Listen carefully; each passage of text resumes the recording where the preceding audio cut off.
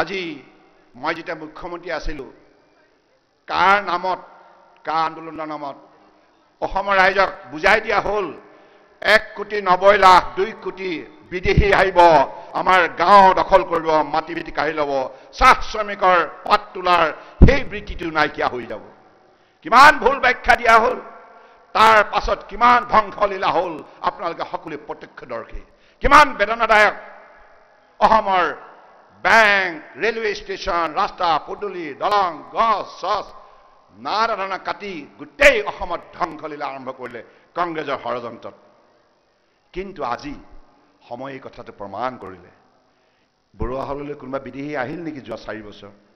আছেনে এজনমান এজনো নাই নাহে এইটো ভুল ব্যাখ্যা দিয়া হ'ল ন্যস্ত স্বাৰ্থ সিদ্ধিৰ বাবে সেইবাবে এইবিলাক কথা মনত ৰাখিব দেই মই কিন্তু অসমীয়া ৰাইজক কেতিয়াও প্ৰতাৰণা কৰা নাই আজি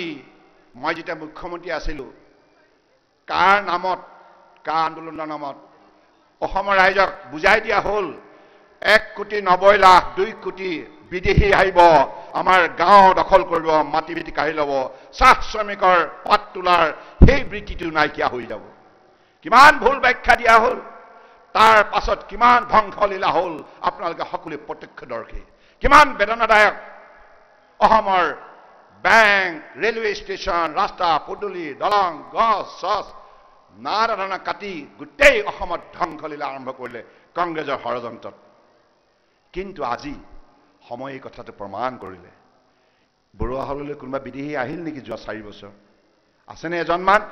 এজনো নাই নাহে এইটো ভুল ব্যাখ্যা দিয়া হ'ল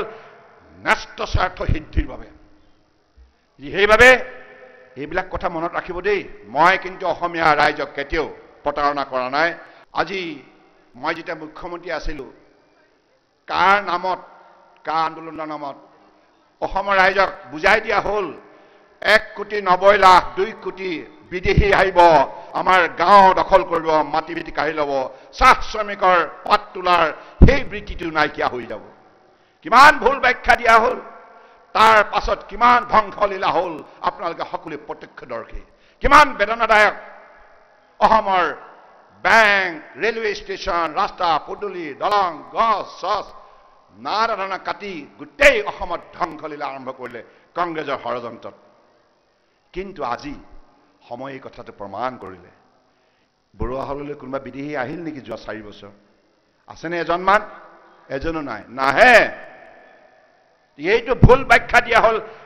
ন্যস্ত স্বাৰ্থ সিদ্ধিৰ বাবে সেইবাবে এইবিলাক কথা মনত ৰাখিব দেই মই কিন্তু অসমীয়া ৰাইজক কেতিয়াও প্ৰতাৰণা কৰা নাই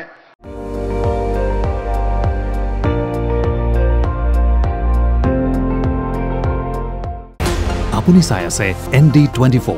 সৰ্বশ্ৰেষ্ঠ নহয় সৰ্বোত্তমৰ দৌৰা